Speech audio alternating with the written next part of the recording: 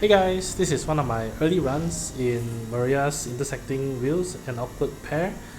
This run is going to be almost a full Auto Plus run, but unfortunately it's not.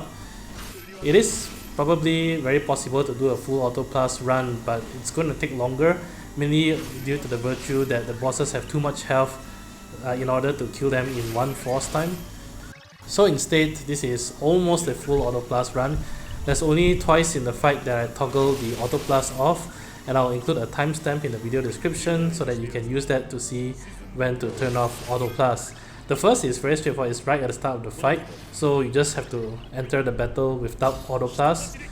And this is actually really optional. I did that so that at the start of the fight I could do a better setup than the AI, which includes using both Cor and Gladio's additional ability, as well as using Gladio's Tempest and Dawn Hammer so that those buffs on himself will last longer when the AI starts spamming his LD.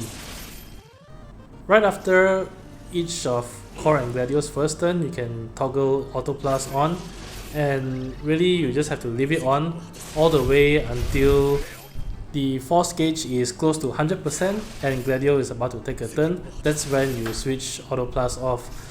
Again, I'll include a timestamp in the video description so you can just use that to see which part of the fight I'm referring to. So at this part of the fight, all you really have to do is keep an eye on your force gauge and the turn order bar. And when Gladio's turn is about to come up close to your force time, that's when you turn Auto Plus off. With Gladio here, the fight is pretty non-threatening. The Confuse debuff is only single target, and since Gladio covers the entire party and is immune to debuffs, you will never see Poison or Confuse on this fight. And the rest of the attacks aren't really that damaging. In fact, you'll actually be taking 0 damage most of the time.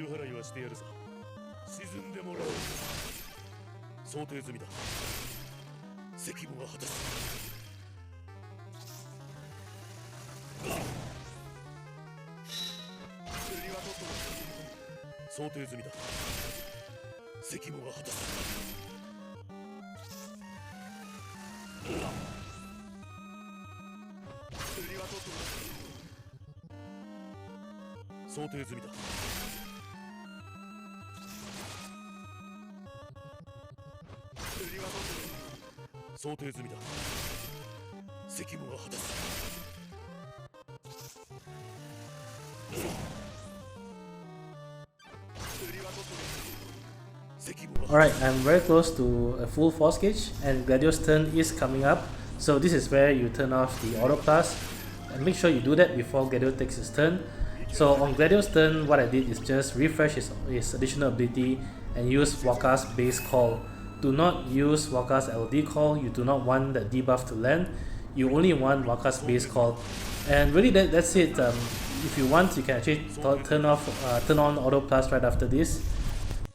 Now why Wakka's base call? The main idea is the plus 80% attack that it gives to the caller, and that's to help Gladio fulfill Cor's force conditional. The plus 40% on Cor's FR requires you to do 9999 brave damage on your turn, and with Wakka's base call giving Gladio plus 80% attack, Gladio will definitely hit the plus 40% conditional. Without that, he won't meet the conditional due to the defense and the brave damage resistance in this fight, and you'll be missing out on some juicy plus 40% during each of Gladio's turn. This is also why I gave Cor the Jack LD call. On hindsight, I don't think it's actually needed. The Wakka's base call should be more than enough. So right after Gladio's turn, before I turn on the Auto Plus, I just had Cor do the Jack LD call to debuff defense down on the bosses before going into FR and toggling Auto Plus back on. This is also the reason why I set Ifrit as the summon, mainly to boost Gladio's attack, so that he can meet 9999 brave damage on his turn.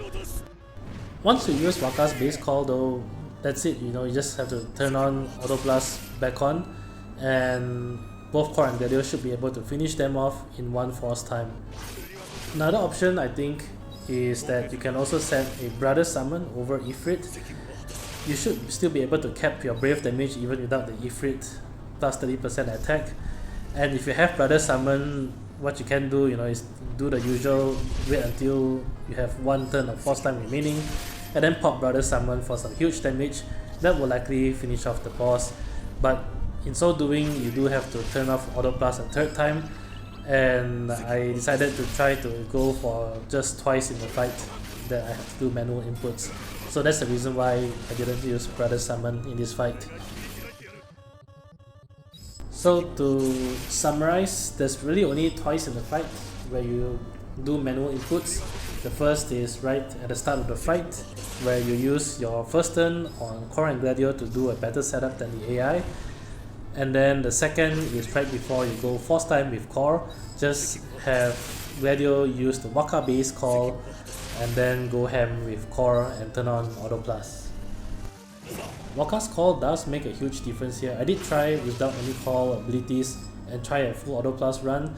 The one issue that I ran into is that I came pretty close, but at 10% health I ran out of force time, and at that point Gladio is about to run out of his LD buff as well. So I decided to try a more efficient approach. The plus 80% from Wakka's base call lasts for 3 turns, which means that for those 3 turns that Gladio takes, he will get the 40% increase in force damage bonus.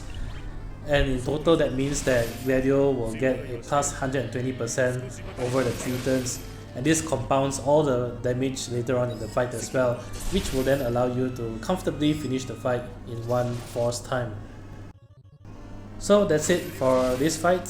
I hope it's been somewhat helpful, and if you enjoyed the content, do leave a like, comment or subscribe. It really helps a lot. Till then, I'll see you guys in the next Shinryu fight. Bye!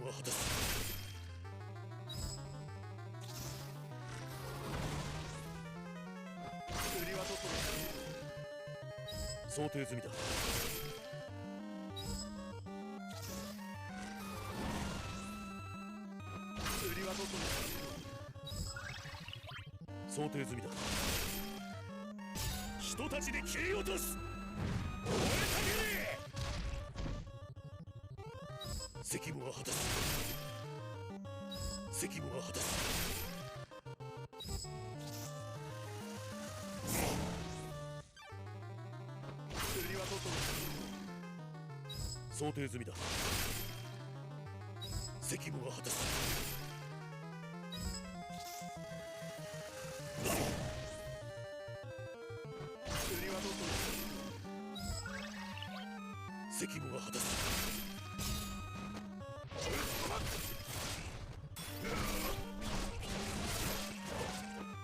俺が切り開いてやる。